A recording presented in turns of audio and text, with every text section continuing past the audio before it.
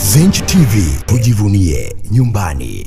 Chama cha Demokrasia na Maendeleo kwa maana Chadema imelitaka jeshi la polisi nchini Tanzania kuachia mara moja na bila masharti wananchi, wanachama pamoja na viongozi wote wanaoshikiliwa kinyume cha sheria, na huku ikilitaka jeshi la polisi kutoa ufafanuzi wa kina kuhusu mahali walipo wale wote ambao hawajulikani walipo. Taarifa kwa umma na jumuiya ya kimataifa iliyotolewa leo hii Novemba 18 ya mwaka 2025 iliyotolewa na mkurugenzi wa mawasiliano na uenezi wa Chama cha Demokrasia na Maendeleo Breda Rupia imeeleza kuwa kwa siku kadhaa sasa mamia ya wananchi, wanachama pamoja na viongozi wa Chama cha Demokrasia na Maendeleo wanashikiliwa na jeshi la polisi, na huku jeshi la polisi likiendelea kuwawinda watu wengine katika maeneo mbalimbali nchini. Chama cha Demokrasia na Maendeleo kwa maana Chadema kimesema kukamatwa kwao kumekuwa kunafanywa bila kufuata taratibu za kisheria, na mara nyingi watu kadhaa hushikwa na jeshi la polisi bila sababu zilizowazi na bila kuwapa nafasi ya kuwasiliana na familia zao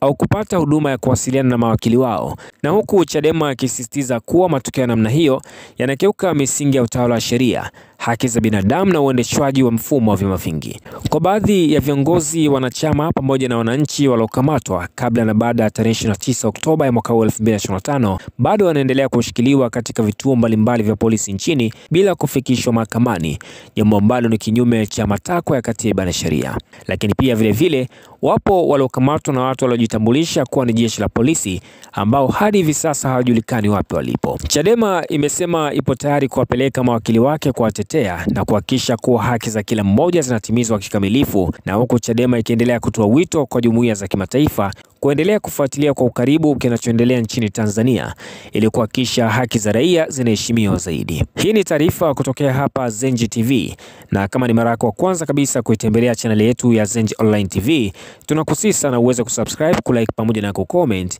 kwa ajili ya kuendelea kupata taarifa mbalimbali kila siku na kila wakati.